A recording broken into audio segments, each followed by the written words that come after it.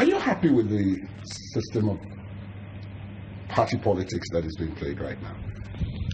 Not as we wanted it. You have now 191 political associations and 68 parties. May God help you. We knew it. That's why we advocated for two-party system. The whole thing about democracy is to give you a choice. In two-party, you have a choice. You either belong to this or you belong to that. You have a choice. So the choice of democracy has been accommodated in a two-party system. And we also added at that time will come in the next 20, 25 years when others, like the far right is coming up in Europe now. It took a lot of time before the far right's immigration and so on are becoming a central issue in European politics. We wanted to see such a thing happen in this country, but we are too much in a hurry. Well, but essentially, General, we have two main parties, really.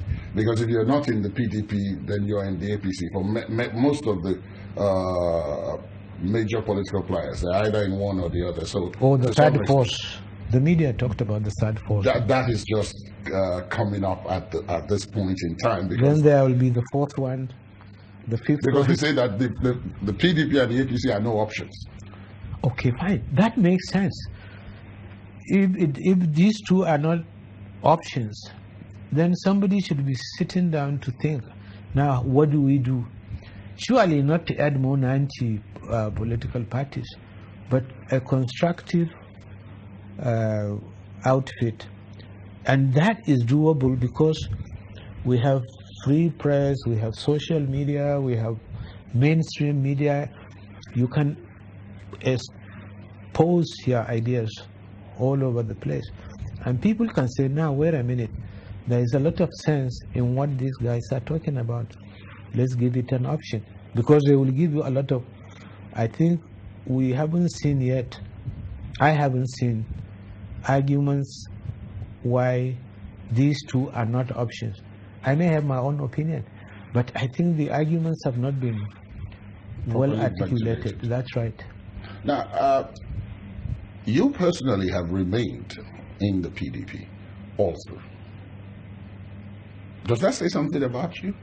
Since some of your colleagues have moved in several directions over the last almost 2 decades. I have conviction, and I try to keep to that. I think you all know it. We were involved in establishing the PDP. And I never liked the idea of building something, either to destroy it later or to allow it to go. You have that feeling, after all, maybe I failed, that's why this organization is failing. But if you still believe that what you are trying to do was correct, you don't just abandon ship just like that. You just keep on seeing, how can we improve it? How can we change it? What can we do? That's why, for example, they talked about rebranding, refocus, and the 3 R's. That's how you build an institution. Not building it today, if it fails, break it down and start. You can't achieve anything by that. You couldn't have been pleased at what happened in the run-up to the last election in which the party lost power. But I did expect they should, because they knew it. You can always tell the general mood of the public.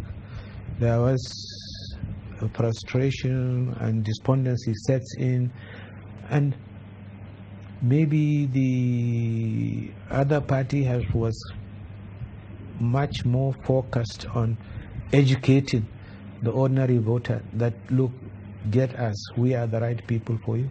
And if they succeeded in doing that, then that changes the whole equation.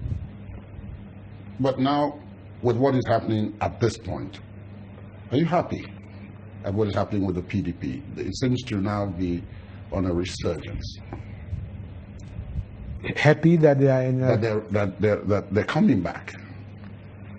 I'm pleased that it's like a nation A nation has to be able to fall and get up and build and move again.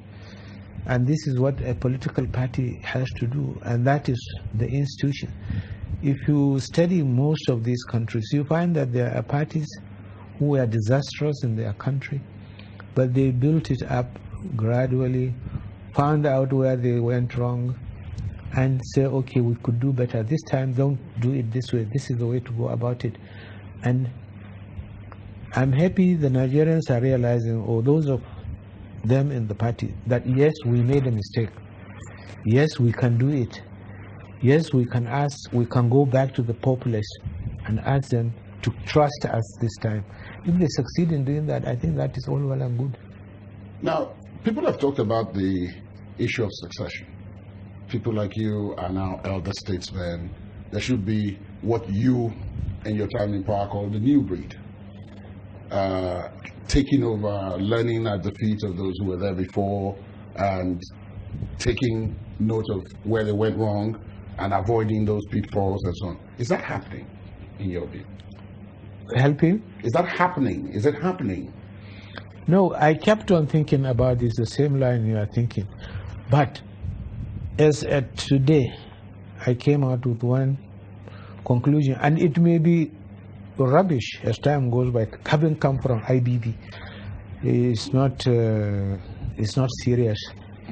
After all, he annulled the election. You know, that sort People of thing. take you seriously. Eh? People take you seriously and take your words very seriously. No. They may criticize you, but they take you seriously. No, I like criticism. I enjoy it. Sometimes those who criticize me, I take a phone them and say, look, you are right. I like this. And that's what it is. But not many people know that until now. I'm admitting to you. If, for example,